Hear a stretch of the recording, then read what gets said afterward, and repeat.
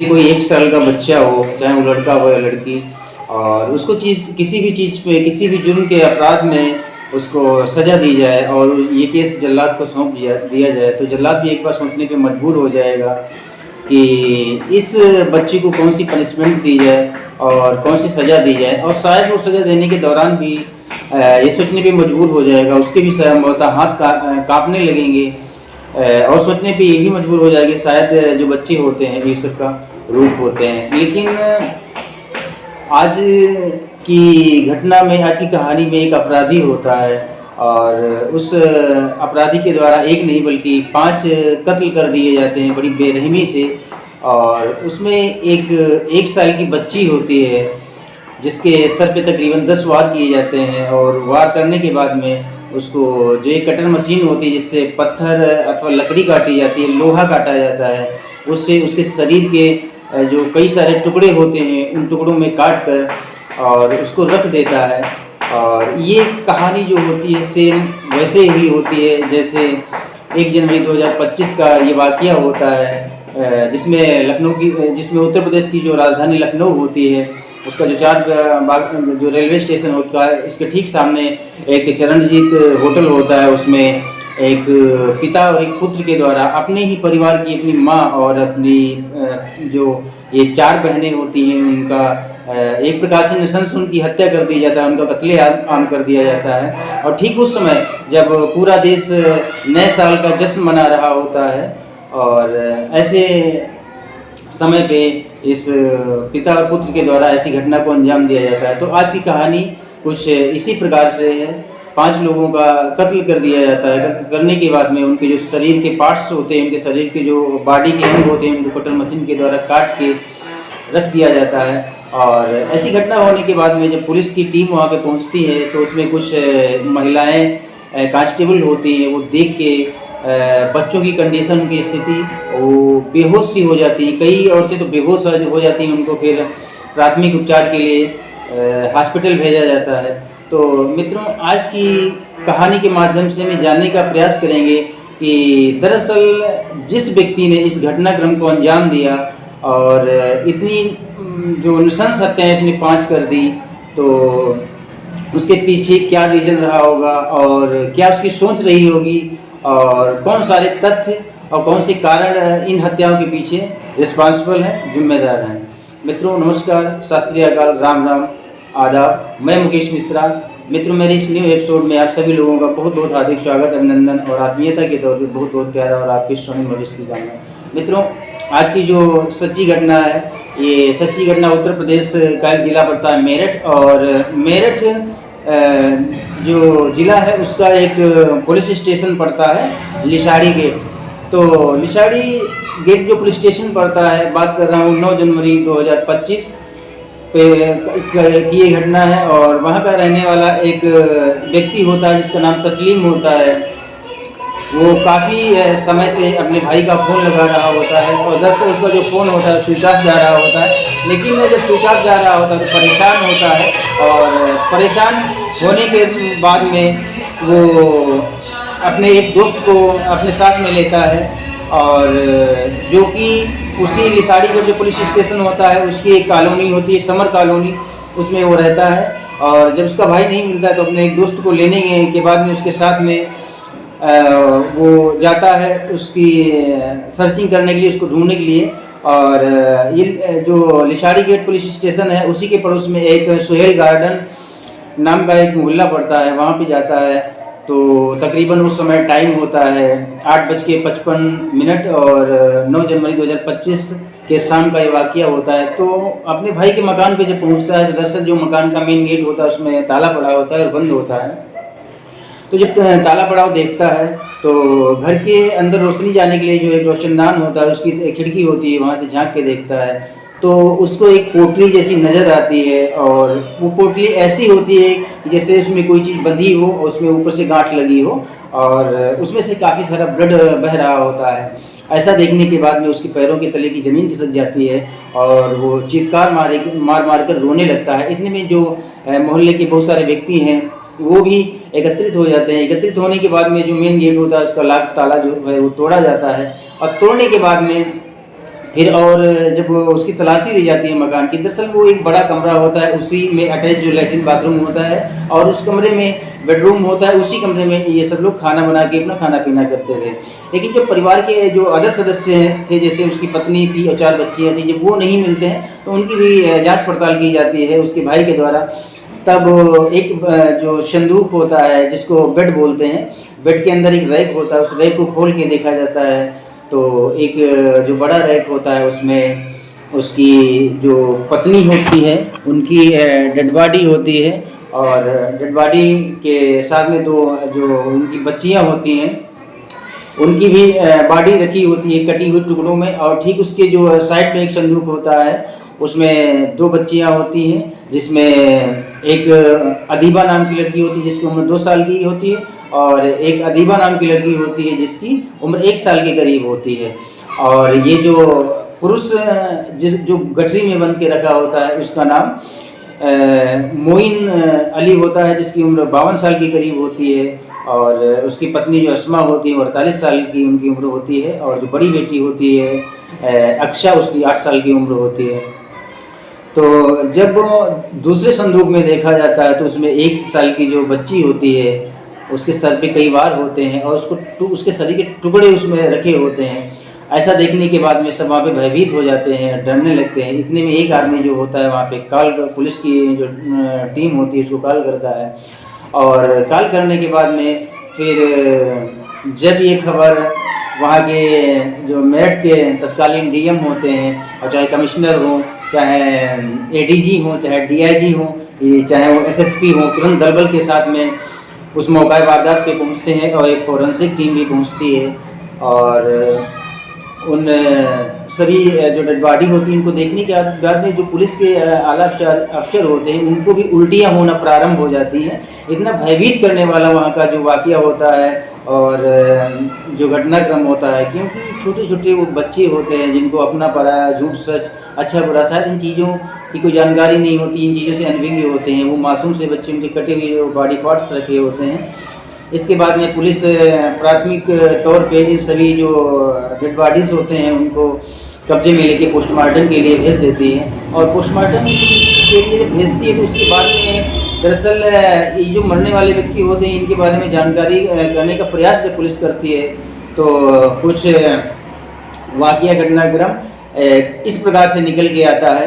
दरअसल मेरठ जिला का एक थाना होता है किठौर, और किठौर गांव का एक किठौर जो पुलिस स्टेशन होता है उसका एक गांव होता है शाहजहांपुर। शाहजहांपुर के ये रहने वाले होते हैं, और ये 7 भाई होते हैं, जिनमें एक का नाम कलीम होता है, एक का नाम तस्लीम होता है, सलीम, मोइन, अनीस, मोबिन और अहमद। ये 7 भाई होते हैं और ये गरीब परिवार से आते हैं। तो सातों भाई अपना बाहर जाके अपने परिवार के साथ में काम किया करते थे और अपने परिवार की रोजी रोटी चलाते थे। और उसके बाद में पता चलता है कि ये जो मरने वाला व्यक्ति है इसका नाम मोइन उर्फ मोइनुद्दीन है। ये 15 साल पहले इसकी एक शादी होती है, जाफरा नाम की एक महिला होती है उससे, और जाफरा आए दिन बीमार रहती थी, और हालांकि उसको एक बच्ची का जन्म भी हो जाता है, लेकिन उसके बाद में जो जाफरी होती है उसकी जाफरा जो होती है उसकी मृत्यु हो जाती है।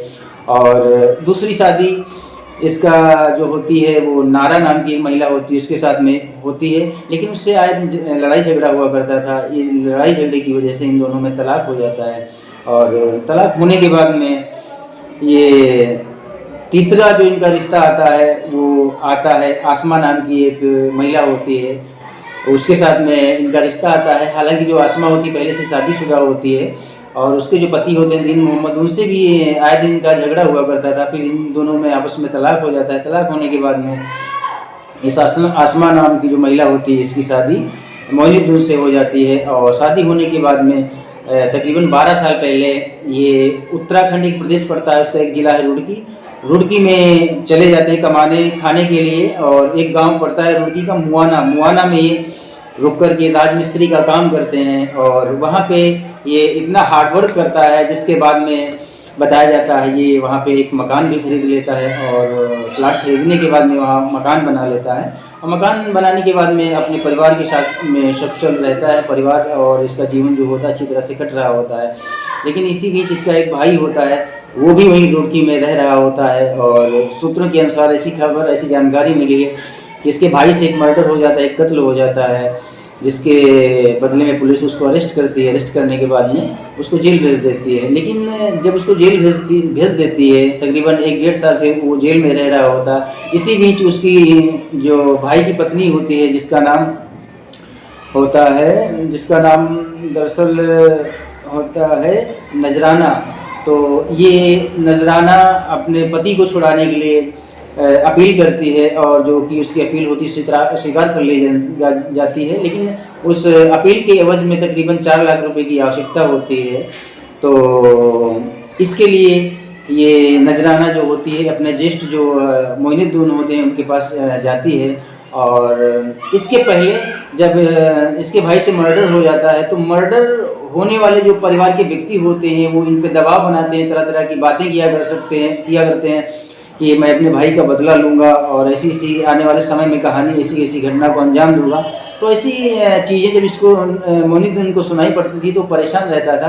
तो इस वजह से ये जो मोइनुद्दीन होता है ये अपने मकान को बेच देता है 6 लाख रुपए में, जो कि रुड़की में इसका बना होता है। और इसके पास में एक पिकअप गाड़ी होती है, उसको 3 लाख में बेचता है, और 1 लाख रुपए इसके पास कैश में होते हैं। कुल मिलाकर 10 लाख रुपए इसके पास होते हैं।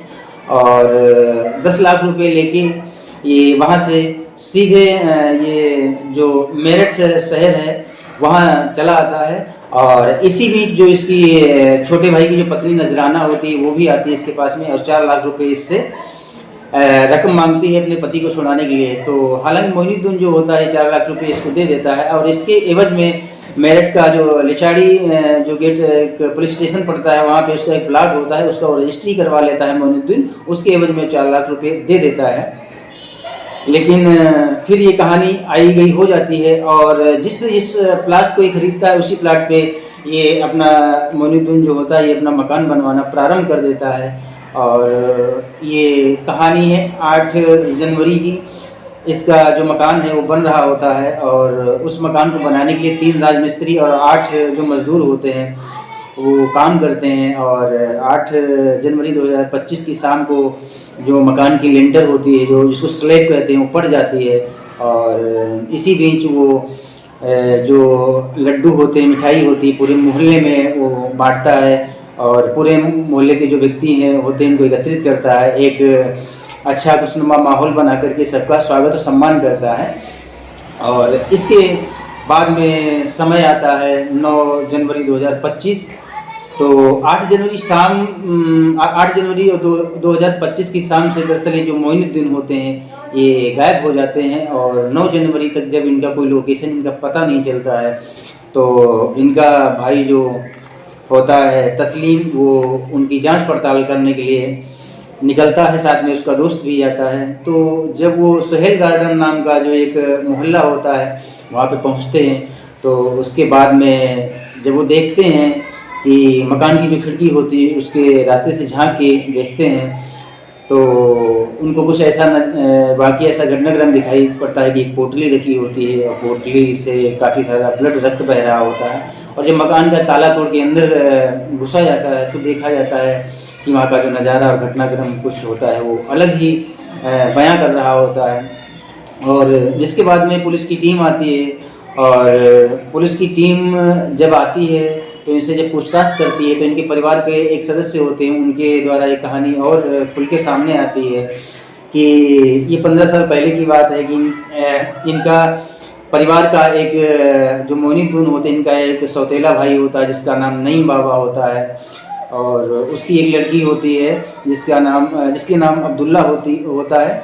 वो उसको छोड़ के 15 साल पहले महाराष्ट्र प्रदेश का एक ज़िला पड़ता है नासिक, वहाँ पे चला जाता है, और वहाँ पे तंत्र विद्या का शायद वो काम करता है।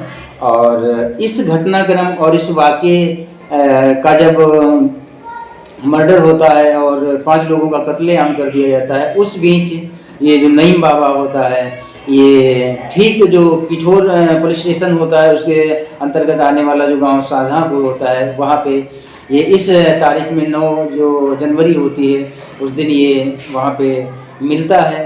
तो उनके द्वारा बताया जाता है कि ये जो नजराना होती है जो 4 लाख रुपए मौनी दून से लेती है, तो इसके एवज में जब वो प्लाट की रजिस्ट्री करवा लेते हैं वो बात इसको नागवार साबित होती है। तो इसकी जो जानकारी होती है वो नईम जो बाबा होते हैं उनको देती है और नईम को वहाँ से नासिक से बुलवाती है और इस घटनाक्रम और इस वाक़या को अंजाम देने में जो ये नजराना होती है वो और इसका एक जस्ट होता है और नईम बाबा, ये तीनों होते हैं। हालांकि अभी इन चीज़ों की पुख्ता जानकारी पुलिस को नहीं मिल पाई है कि इस घटनाक्रम के पीछे किन किन लोगों का हाथ है। हालांकि जो नईम बाबा फरार है और पुलिस की 3 टीमें उसके पीछे लगाई गई हैं और मेरठ जिला के जो तत्कालीन एसएसपी हैं विपिन टाटा जी, उनका ये कहना है कि जो जितने भी सीसीटीवी कैमरेज हैं उनकी फुटेज निकलवाई जा रही हैं और इस घटनाक्रम को बहुत ही गंभीरता के साथ में लिया जा रहा है और बहुत से जल्दी इस घटनाक्रम का खुलासा किया जाएगा। हालांकि पुलिस अभी किसी ठोस तथ्य तक नहीं पहुंची है और जितने टाइम पुलिस इस घटनाक्रम के ऊपर से पर्दा उठाती है एक नए एपिसोड के तौर पे आपको सूचित किया जाएगा मित्रों। और मित्रों, इस वाक़े इस घटनाक्रम को आप सभी लोगों को सुनाने का मेरा इरादा कतई नहीं है कि आपको ठेस पहुंचे, आपको कष्ट हो, आपको पीड़ा हो। इस घटनाक्रम और इस वाक़े को सुनाने का आप सभी लोगों को मेरा मेन मकसद यही है कि आप सब लोग सजग रहें, दूरदर्शी हों, परिपक्व बने, मेच्योर बने। मित्रों, इस एपिसोड में इतना ही, मिलते हैं नेक्स्ट एपिसोड में। तब तक के लिए बहुत बहुत हार्दिक शुभकामनाएं, ढेर सारा प्यार। मित्रों, आप अपना ख्याल रखिए। मित्रों, जय हिंद, जय भारत।